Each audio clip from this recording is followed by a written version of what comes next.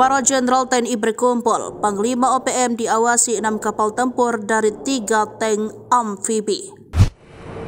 Pergerakan OPM dipantau militer Indonesia lewat jalur air dan darat.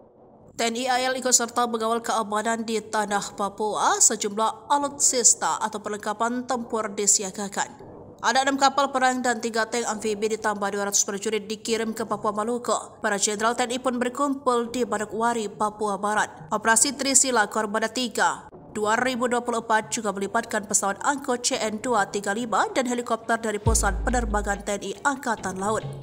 Komandan Gugus Tempur Laut Korbada 3 Laksmana Pertama TNI Wawan Trisatya Atmaja mengatakan, nantinya para prajurit akan terlebih dahulu dilatih menggunakan alutsista tersebut.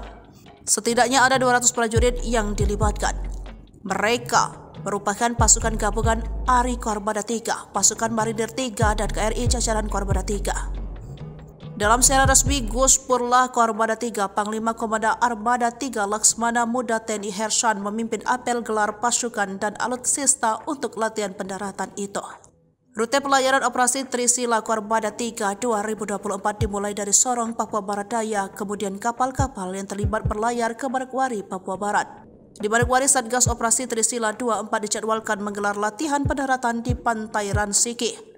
Kemudian pasukan melanjutkan pelayaran di beberapa daerah di Maluku Utara, yaitu Morotai, Ternate, dan Bacan. Usai berlayar di 3 tempat itu, Satgas Operasi Trisila 24 melanjutkan perjalanan ke titik terakhir ke Timika, Papua Tengah.